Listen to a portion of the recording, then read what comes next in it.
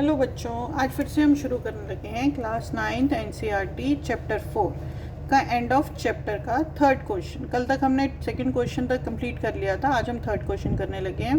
Question है factor the following algebraic expression. फिर से फैक्टर्स करने हैं। हमारा फर्स्ट पार्ट है 4y² + 1 + 1/16y²। हमारा 4y² हो जाएगा 2y का होल स्क्वायर, 1/16 हो जाएगा 1/4y का होल स्क्वायर। बीच में आएगा 2ab, a और b हमें साइड वाली फिगर से मिल जाता है। तो इसमें आइडेंटिटी यूज़ हो रही है a² + 2ab + b²। ये किसकी आइडेंटिटी होती है? a + b का होल स्क्वायर। तो हमारा आंसर क्या आ जाएगा? 2y + 1/4y का होल स्क्वायर। अब हमारा सेकेंड पार्ट है 9m² - 1/25n²। 9m² हो जाएगा 3m का होल स्क्वायर, -1/5n का होल स्क्वायर हो जाएगा 1/25n² का।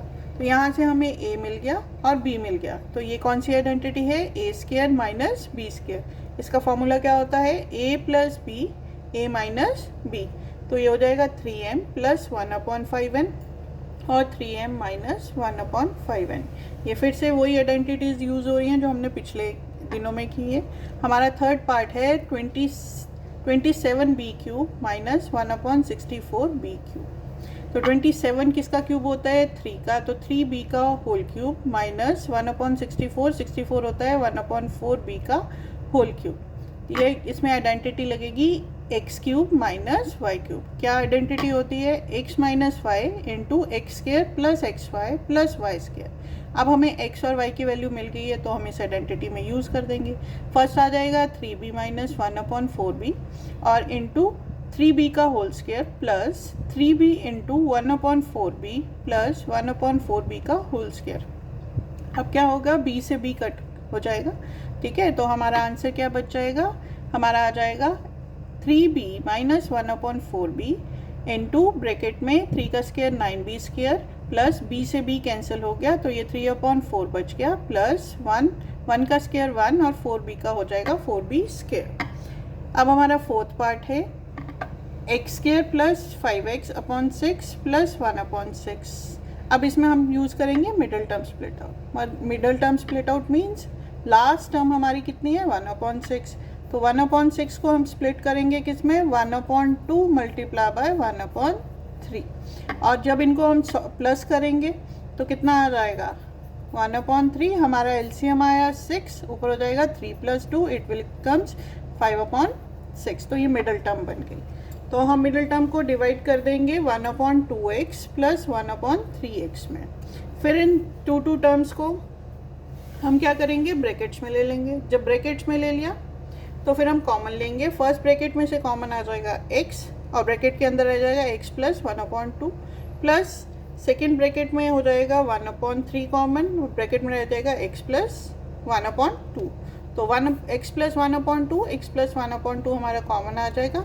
बची हुई टर्म्स हमारा सेकेंड फैक्टर आ जाएगा। हमारा फिफ्थ पार्ट है 27u³ - 1/125 - 27u² + 9u/25। अब इसमें आइडेंटिटी कौन सी यूज़ होगी? a - b का whole cube = a³ - b³ - 3a²b + 3ab²। मैं बताती हूँ क्यों। ये देखिए 27u का क्यूब किसका क्यूब होता है? 3u का क्यूब माइनस 1/125 हो जाएगा 1/5 का होल क्यूब माइनस जब इसके फैक्टर्स करेंगे क्या होता है? 3a²b। हमें पहले ही दो टर्म से a और b की वैल्यू मिल गई हुई है तो ये हो जाएगा 3 × 3u का होल स्क्वायर इंटू 1/5। जब हमें 3a²b को सॉल्व करेंगे तो हमारा क्वेश्चन वाली टर्म आ जाएगी -27u²/5। इसी तरह सेकेंड टर्म है 3ab² आइडेंटिटी में। जब हम a और b की इसमें वैल्यू पुट कर देंगे, जब हम इसको सॉल्व करेंगे तो हमारे पास क्या बच जाएगा? 3 3 9 × u/25। इसलिए ये किसकी आइडेंटिटी बन गई? a - b का होल क्यूब। तो हमारा आंसर आ जाएगा 3u - 1/5 हमारा सिक्स पार्ट है आज का 64y³ + 1/125z³। अब 64 किसका क्यूब होता है? 4 का, तो 4y³ + 1/125 आ जाएगा 1/5z का होल क्यूब। अब इसमें आइडेंटिटी कौन सी लगेगी? a³ + b³। क्या आइडेंटिटी होती है इसकी? A plus B into A square minus A B plus B square.